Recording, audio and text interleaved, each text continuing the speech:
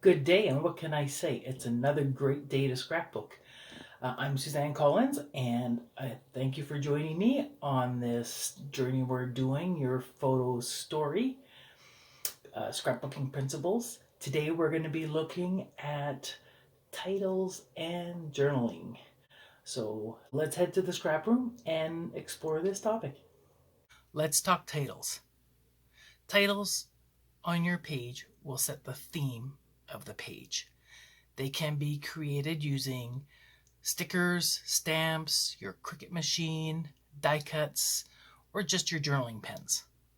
Stickers can be placed directly on a page, on a mat. They can vary direction and size, or you can use tiles to place your stickers on before you put them on your page. If you feel you can't lay your stickers down straight, don't be afraid to dance them.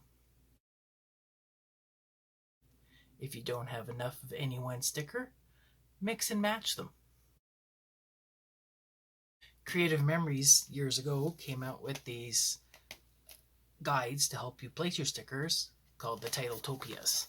This is the circle and banner set, and they comprised of a ruler sheet that was very fine, some directional templates to help you place your stickers in certain directions, and a slick sheet.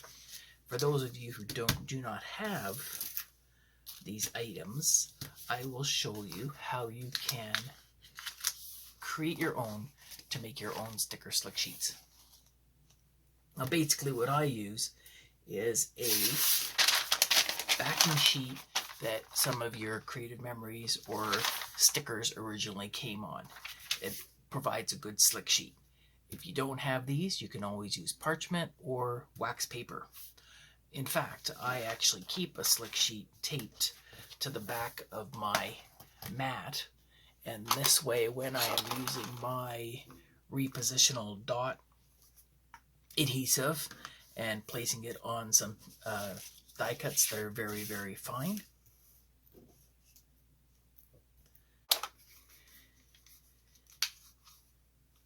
because the sheet is slick, the adhesive won't stick to your mat or your paper, and it stays on the machine, and it will only stick to the part of the die that has some friction to it. So, using that knowledge, I took one sheet and I added just a strip of washi tape, and I made my own grid ruler. Multi-tools are great for using your stickers. So basically when you're using your stickers, I usually just pop the top of the sticker off my page, and then with my multi-tool I lift it off and set it on my sheet. I'm going to run it right down to the edge, so the majority of this sticker is sliding off the page onto my second slick sheet, like so. I'm going to write the word top on there.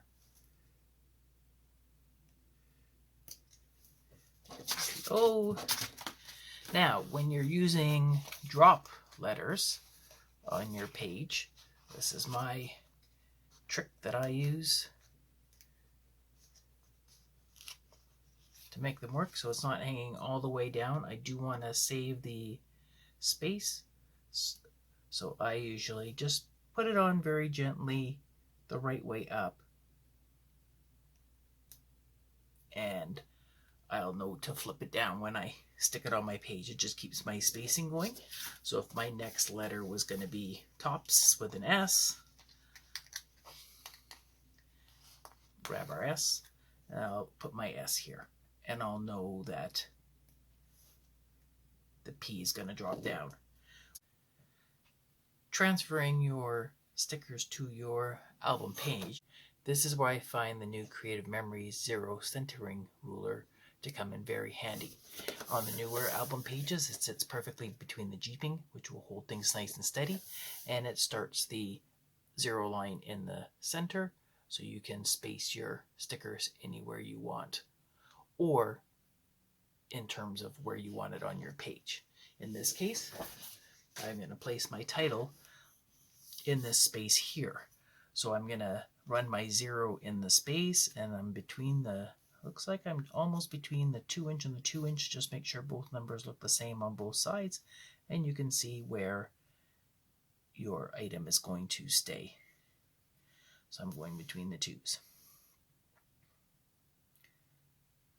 There we are. We'll bring our letters over. So I've got 4 letters, so I'm going to center my O and my D in between the 0 here. Don't forget, my D is not a D, it is actually a P. So once I'm set, I'm just going to lay my items down, press down the top ones, and we're all set. This one here, don't forget, we're not sticking it down, we're going to pop it off, and we're going to spin it around.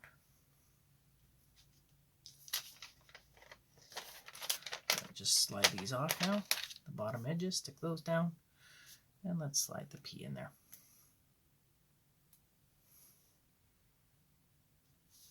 You can use your little ruler if you want again to check your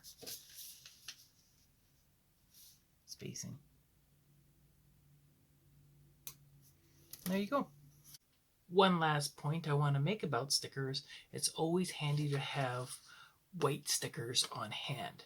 This way, if you ever need a colored sticker, it's easy to take your pigment ink marker, color the stickers you want, remove them from the page, and add them to your layout. Using stamps to create a title is possible. I usually recommend using a block that will have a grid background on it. Of course, you're not going to place your stamp on the sticker part itself, but use it on the other side and use the grid. When placing your stamps, remember you're going to want to place them from right to left on your block so that when you turn it over, it reads left to right properly. Ink for stamping, because you're doing things at an album page, you want it on an archival quality. You're going to be looking for your archival ink. Your StazOn ink or your pigment markers will work as well. Any pigment-based ink will have longevity in it. Once your stamps are all lined up, it's easy enough just to ink up your pad and then line it up. You can also use your, again, your 0 centering ruler to help you with that initial lineup placement based on the bottom edge of your page. So if you want it this high up from the bottom, you're all set.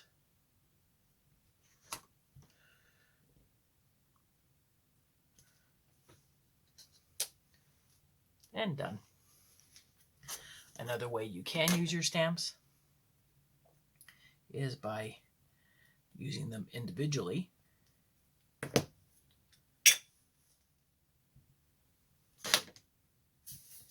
On a smaller piece, and then laying that on your page.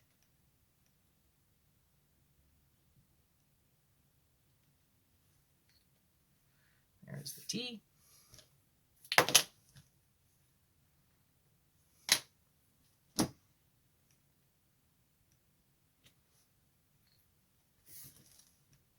Or, oh, that would be so cute.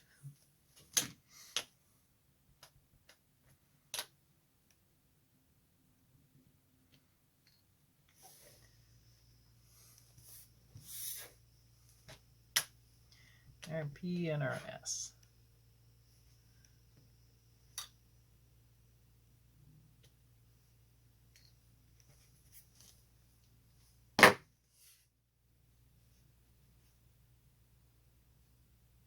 And you can overlap them, set them on the side, space them out, and you're all set.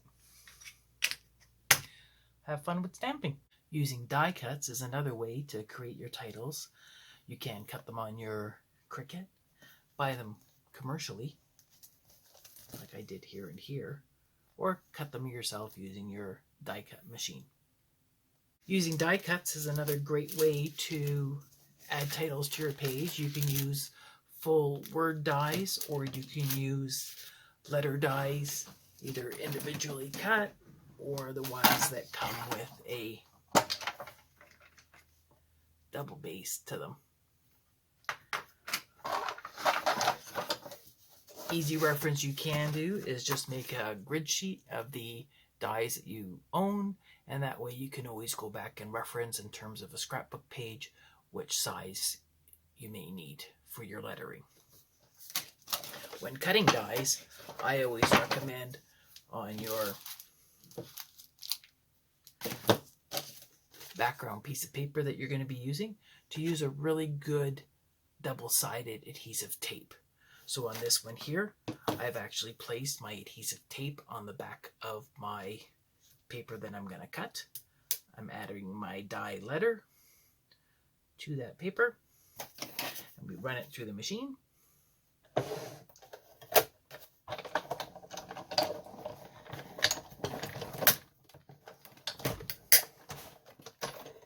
And off it comes out the other side.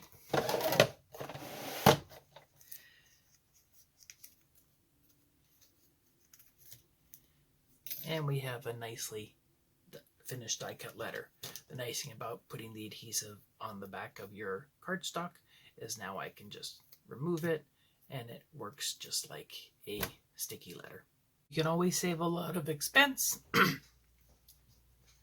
by just writing your titles using a pen. Again, you want a archival quality pen, and that's also often fine by looking for the little AP notification on your instrument that you're using. Easy enough to create different style letters. One is just a simple ABC. You can dance that up by adding little feet to your letters. C. You can do it again by adding dots at your ends.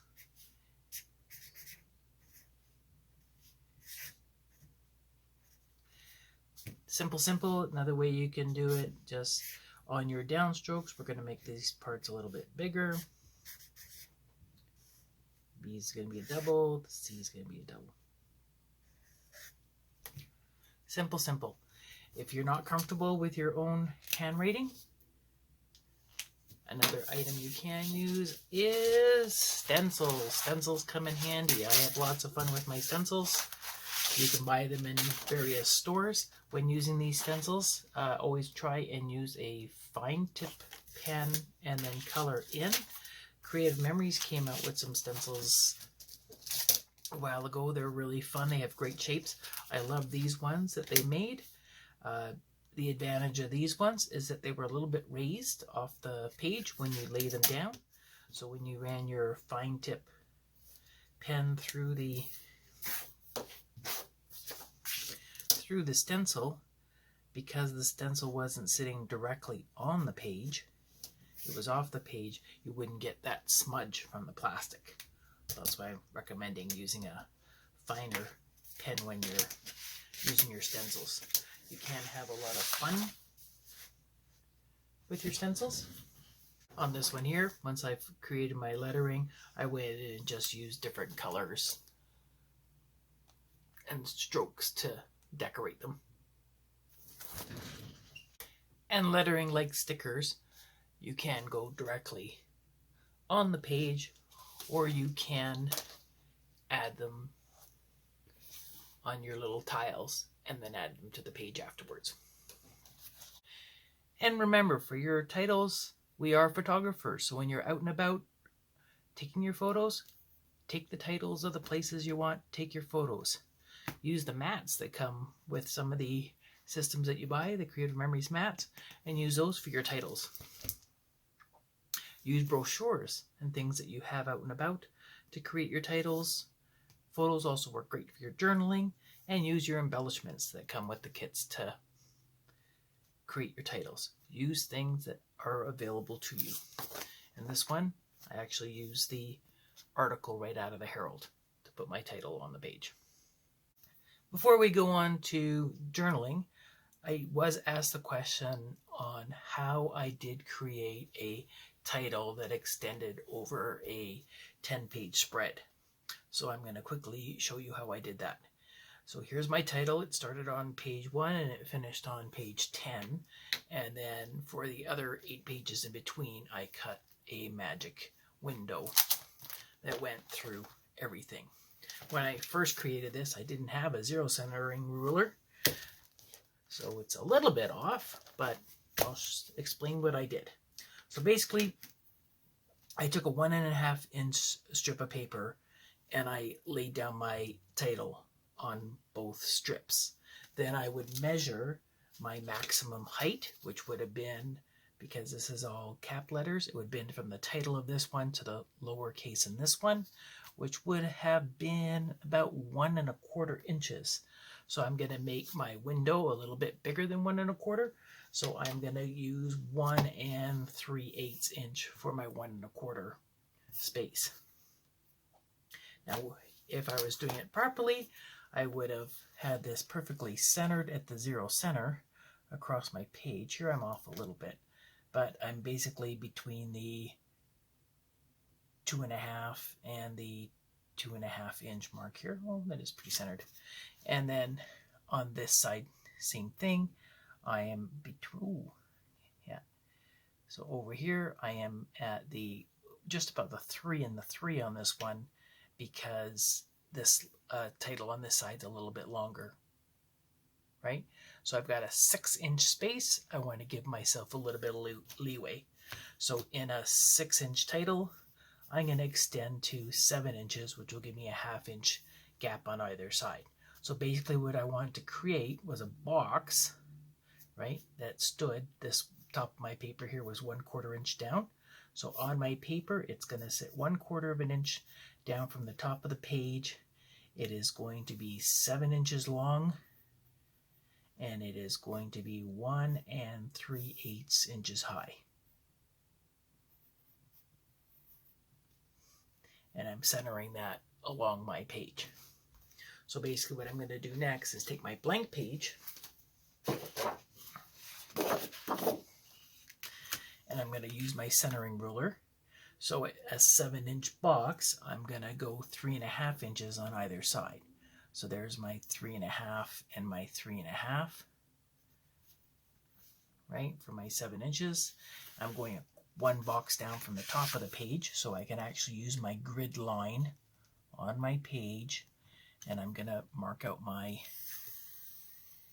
box shape. And I said I needed it 1 3/8 inch deep. So I'm going to go here. The nice thing with this ruler, if I put that at the 0, it tells me exactly where 1 3/8 of an inch is. So just here. So I'm going down along here to there.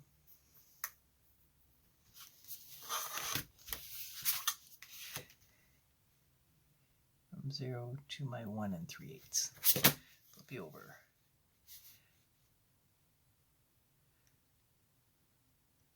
To 1 3/8, which is here. So once I have my square placed out on my first grid, see how this fits nicely between the jeeping? It's easy to go. I will have my first box to cut. You can use your personal trimmer or your X-Acto knife and a ruler, which I used, to cut out that first window. Once the first window was cut out, it was simple enough to go on, lay it over top of the next page you were using, right? Trace through the window and create your second square, lining up the top edge of your paper. Once all your squares are cut, you're done. And it was just that simple. Now about journaling. It's often said that a photo is worth 1,000 words. So, although it's true, the fact is the photo itself is not worth 1,000 words. It's the photo recall, the stories, the things that spark to your mind once they're activated by looking at a photo. A photo by itself can't really tell me anything. This is one of the heritage photos I have, and I don't know who this person is. So right now, this photo to me has no significance going in my album, other than that's a really cute photo, but I don't know the story behind it. On the 7 steps to success, because Creative Memories worded it very nicely. They said that journaling, you want to talk about your photos and the day and the event that they depict. Who's in the photos and where are they? What are they doing? Why is this significant? Use your journaling space to say what else happened to make these photos memorable. What do they show? What are your thoughts and feelings? And are there any stories to share? Also, in your journaling box, you can also mention things that happened that day that weren't captured in the photos.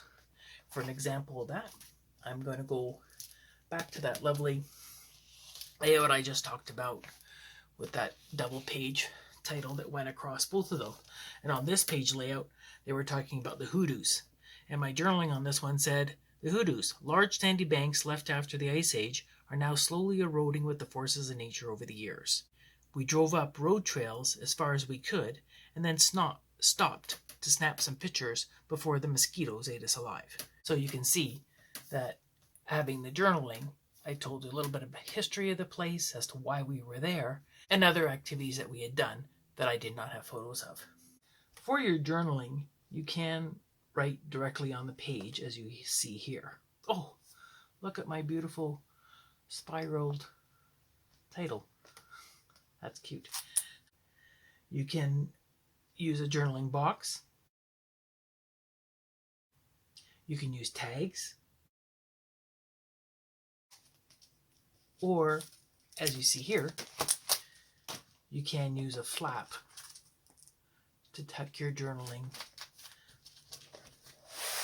away on a little hidden space. You can use tabs. Or some friends that I know that don't like doing any journaling on their pages, they want to make it very decorative. They use the Creative Memories comes out with lined paper, or they use to line sheets, and they actually create an appendix. So what they would do is they number all their album pages, and then when they're done creating their album, they'll go through, and if there's anything significant on page 1, they'll write all about page 1, page 2, page 3, and then these sheets are stored in a page pocket at the end of the album.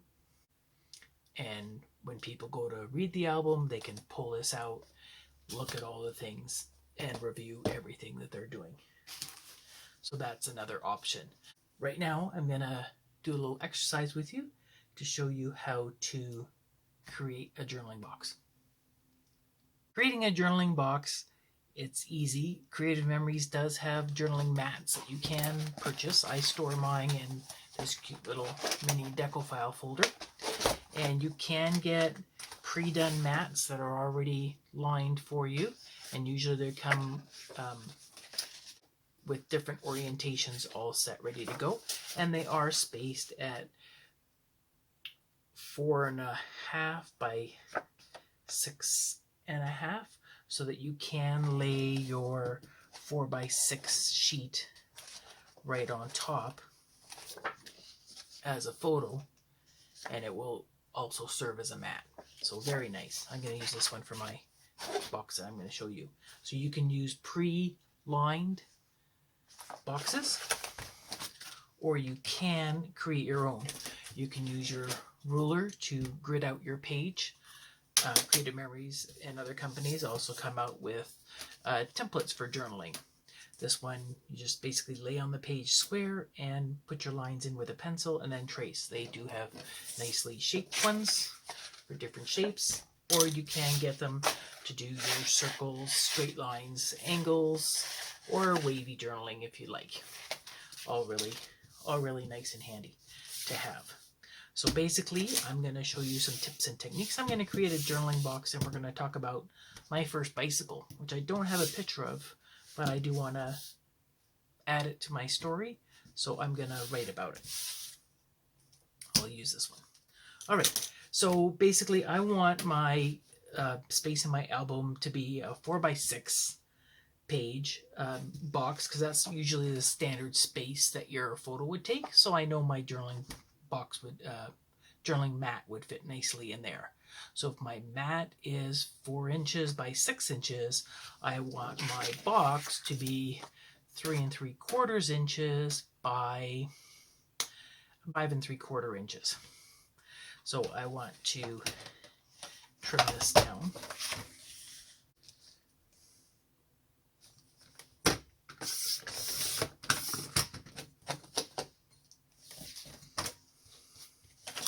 It is 6.5 by 4.5, and so I want to take out 3/4 of an inch in this direction as well.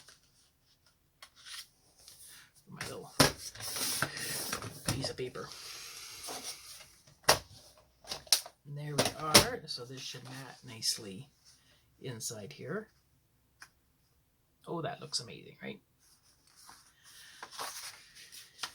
So before I stick this down, I'm going to do my journaling on this side. And if I make a mistake, I'm going to flip it over and do it again on this side. And then stick it down on my mat. That way, if I do mess up, I'm not using 2 pieces of paper. I'm still just using 1. So on here, I'm going to add my lines. This is nice because you do have that little grooves in the end, which will help you with your spacing. I'm going to put room at my bicycle on top. It's going to sit there. So I'll start my journaling down here. Grid you up. And it's just that simple to make some lines. You can make your lines in a colored pencil and just leave them, or you can do them in pencil like I'm doing here, and then you can erase them afterwards.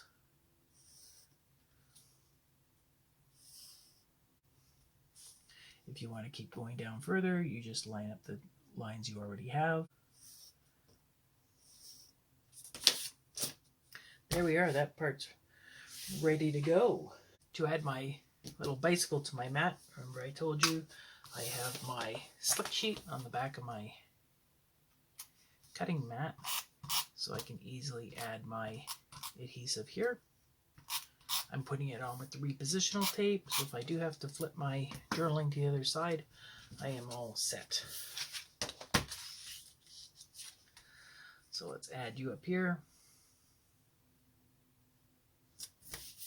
So that would be it. And I would talk about my bike. Nice and simple. If you're afraid to do your writing and your journaling, what you can do is go to your printer, in your documents, set up your document page to be a 4x6 and actually type it up on the computer. And then you can print it out as a sheet of paper, add it to your mat. So this is again the same mats, and it will slide nicely in your album with a journaling box that's nicely taped. So your session challenge is to go through some of your current albums and double check to see that as you read through the album, it has your name in it, people's names, places, dates. If there's space for some journaling and you have some aha moments reviewing those albums, take a moment and jot some stories to go along with your photos. If you're not a journal on the page person, use your journaling boxes or create an appendix to store at the back of your album. I hope you found this video clip helpful. Don't forget to subscribe to my page, like the video, and share it with your friends, asking for notifications for more things that I post. And we'll see you next week.